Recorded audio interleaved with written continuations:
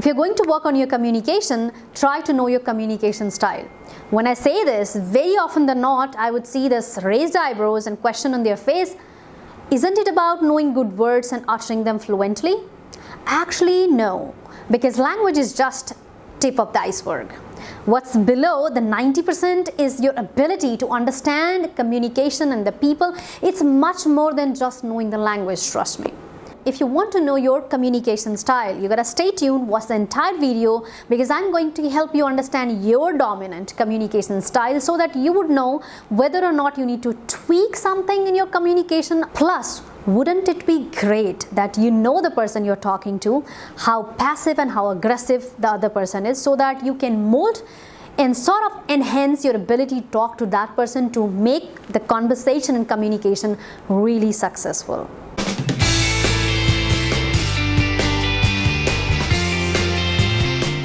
Knowing yourself is the beginning of all the wisdom, said Aristotle almost 2,500 years ago. How true and timeless this statement is. The more you know about yourself, the better you understand the world around you. The more you understand your ability to communicate, the way you communicate, your style of communication, better you understand why and why not people cooperate with you, why and why not people become friends with you, and why not you're able to forge better relation with others personally and professionally. Let's talk about, out of all the variations given by different psychologists and communication experts, let's talk about the easiest one. The first one is passive communication style. This is where you often say, oh, it doesn't matter much. Oh, I just want to keep the friendship. Oh, it doesn't matter much. I'm okay with it. When you say such statement, very often than not, you are a passive communicator. Whereas there is one great thing associated with passive communication, and that is you try to maintain peace with your friends, you try to maintain the harmony.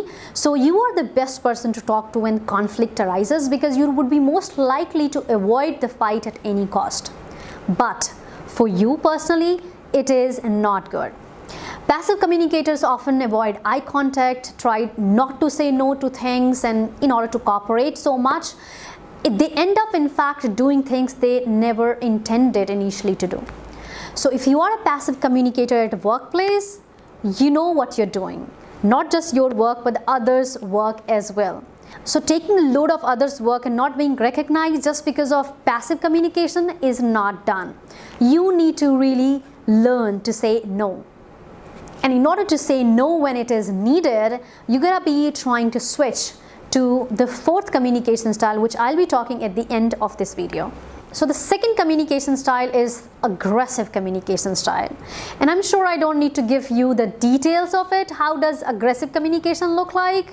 You know, it's like, I'm always right, you're always wrong. I'm not okay with it, so I'm not gonna do it. You are to blame for this project failure, not I, okay? So aggressive communicators are most likely to give you gaze, not just the eye contact. They will be pretty dominant even before they get started talking to you, and you know other symptoms of this, right? Now, whereas aggressive communication could be good at times when you hit somebody else's car, okay, and you want to get away with it, or some other places where it's needed. Otherwise, being aggressive communicator isn't helpful in the corporate world. This is especially not good when you're working in a team, because you don't want your office to become a fight club. So if you're an aggressive communicator, which you most likely would know because aggressive communicators know how I talk. And if you are an aggressive communicator, you should try to mellow down your tone first, then the gaze, then the words and sentences, which we'll be talking in the fourth communication style. Third one is passive aggressive. Passive aggressive communication style is the most dangerous. That's how I see it. Because you see, when you're an aggressive communicator, you come up front, you can be seen pretty easily, you can be felt by the others. You would know yourself. Passive communicator, they have tendency to keep things to themselves. They literally try to stay calm, keeping their own desires within, and no talk of feeling and other things. But this passive aggressive one is dangerous, because this is where all those gossips happen. At home, in the neighborhood, in the society, in the corporates, in the country, in the world. So passive aggressive people are usually like, oh, I'm okay with it, but don't tell me if somebody else tells others. Oh, I'm not gonna say that this project was not done in time, but if others peeps in, oh, don't tell me about that. So such is the statement that you often hear from the people who are passive aggressive. In case of your society, your auntie would say, no, I wasn't even aware of this. I don't know who said, maybe the other girl from the neighborhood. So passive aggressive are the people who do have the aggression to exude, but they try to control it. Hence, their body language and the words never cooperate with each other. It's like their face would say something else and their words would be something else. So passive aggressive are the most likely to be the people who would be, fueling all those politics in the corporate world and will be dividing the team and putting people, differently, because they pass all the judgment, they put the blame on others. I mean, basically, they are the bad and worst people. I'm so sorry if you are the one. Yeah, that's one of the features of passive aggressive people. They would say something, they'll murmur something else. So if you are a passive aggressive communicator, you should definitely be working on your communication style. And if you are surrounded, or if you have someone that is a passive aggressive, you should definitely be working on your more assertive style of communication, which is the fourth one. Assertive communications are said to be the best form of communication. First, because it's direct. Second, it's empathetic. Third, it is not creating any camouflage. And fourth, and most importantly, it also takes care of the other people who are in communication. What does make them best communicator? Because of one of the biggest reasons. They say what they mean and they articulate it so well using the statement I. So if you speak the statements like, oh, I felt hurt when you didn't come on my birthday. It's direct, however, you're not blaming the other person. If you say this initiative is very close to my heart and I want everybody to put their head and heart to this project to finish with complete dedication and love. So this is an assertive statement where you're talking and stating about what you want, what are your desires and need, but at the same time you're not sort of putting the onus or responsibility in everything over the other people. You are taking the midway, the our way. So these are the four basic communication style: passive aggressive, and assertive.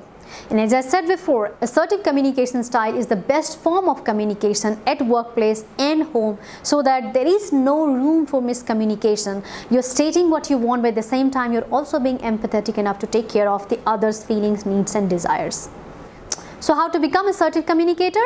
For starter, do three things. First, use more of the I statement. Never make the sentence like, you are to be blamed, you're bad, you didn't finish the project, you are always late, etc., etc. Always make the I statement. At least try to make more of the I statement. I didn't like when you didn't come on time. Oh, I wanted things to be this way if we all had cooperated. So most statement would be using I, so that you are stating the feeling and desire and the need of yours. And second, try to have good eye contact. If you're a passive communicator, try not to lose eye contact while stating your statement, while talking about things which are important to you. And if you are an aggressive communicator, try to tone it down. Don't gaze and look at somebody as if you're going to take the soul out of that person. Narrow it down, mellow it down. And third and most important, learn to say no. No politely, not like aggressive person. I am not gonna do it, that's not my thing. Neither like passive communicator who would be bogging themselves down by saying yes to even not so important things. Being assertive and saying no is like stating a why, reason, and politely denying. By saying that I know this piece of work is important for you, but I need to finish some really important work. Once I'm done with this, I might look into it. This is how assertive communicators, very often than not, they talk. And trust me, if you're assertive, go upfront, confidently state your feeling, desires and need, you're most likely to have the respect of your co-workers and the people around you, rather than trying to hide and bog down with all those responsibilities which are not supposed to be your work. So now if you look at the hindsight, you may realize some of those events and circumstances where you could have forged better relation by just simply working on your assertive communication style. So now if you want to be assertive communicator, want to state confidently what you want to say, do join our programs of communication and public speaking at PepTalk India. For that, you can visit www.peptalkindia.com, where you can find all the courses offered by us. My name is Khushi Singh and I'll see you on the other side of the screen. Bye-bye.